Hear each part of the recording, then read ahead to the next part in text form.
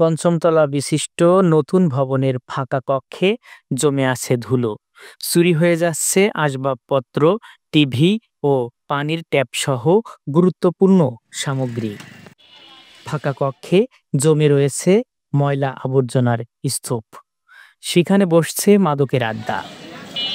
ফ্যানের খাঁচায় বাসা বেঁধেছে পাখি।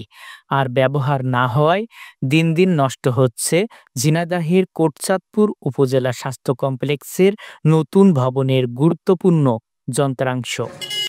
উদ্বোধনের প্রায় ১.৫ বছর অতিবাহিত হলেও আজও চালু হয়নি আধুনিক সুবিধাসম্পন্ন এই ভবনটি। ২০২৩ সালের অক্টোবরে তড়িঘড়ি করে অসম্পূর্ণ ভবনটি উদ্বোধন করা হয়। উদ্বোধনের পর আজও চালু না হওয়ায় পুরাতন ভবনে নানা সংকটের কারণে ভোগান্তিতে পড়েছে রোগীরা। তার উপর রয়েছে চিকিৎসক সহ জনবল সংকট। নতুন ভবনটি চালু করা হলে আধুনিক সুযোগ সুবিধা পেত এই এলাকার হাজার হাজার মানুষ।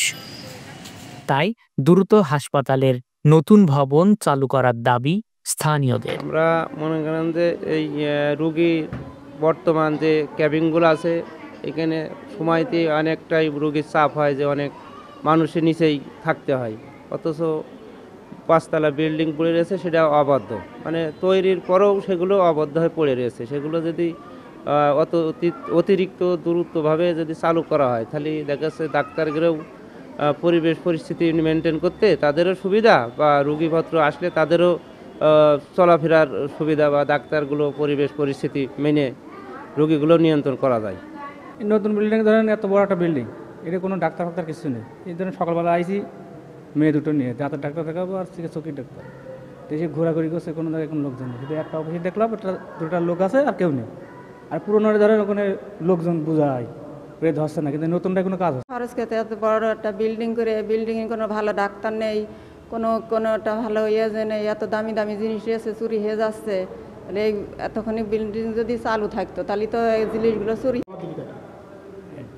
এইখানে এই ৫ তলা ভবনে ওই যেটা আছে পুরনো বিল্ডিং, ওই বিল্ডিংয়ে লোকজন ধরছে না। তো এইখানে আপাতত যদি এই বিল্ডিংয়ে লোকজন আসতো তা আমাদেরও খুব ভালো হইতো, আমাদেরও জনগণের খুব ভালো হইতো, এলাকাবাসীর ভালো হইতো, আমরা ভালো জায়গায় আসতে পারতাম।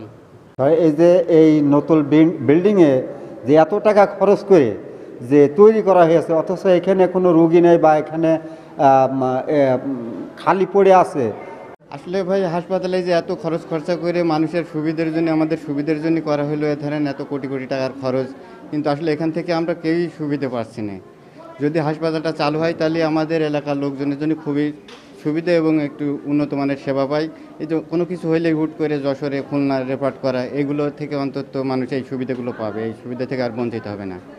স্বাস্থ্য বিভাগ বলছে প্রশাসনিক অনুমোদন না হওয়ায় ভবনটি চালু করা সম্ভব হচ্ছে না, তবে এ নিয়ে কাজ করছে তারা। তাদের পদক্ষেপ ওইটাই যে আমাদের আসলে কাগজপত্র পাঠানো হয়েছে, প্রশাসনিক অনুমোদন আমাদের এখনো পাইনি। পালি পরে আমরা যত দ্রুত কাজ করা যায় যাতে জনগণ সেবা পায়। আর ওখানে যা যা আছে ওখানে যদি আমি যাইনি, দেখিনি, নতুন একদম আমি দেখে আমি বলতে পারবো দ্রুত চালু করা যায় যাতে জনগণ সেবা পায়। এবং জনগণ সেবাটা তো আসলে আমাদের মুখ্য উদ্দেশ্য। আমরা চাই যে আসলে জনগণ সেবা পাক। আমরা প্রশাসনিক অনুমোদন মানে নেওয়ার জন্য পাঠাই দিই। হাসপাতাল কর্তৃপক্ষের দেওয়া তথ্য মতে প্রতিদিন গড়ে ওই হাসপাতালে আউটডোর ও ইনডোরে চিকিৎসা নিচ্ছেন ৬০০ থেকে ৬৫০ জন রোগী। Basir Ahmed, SN Bangla news.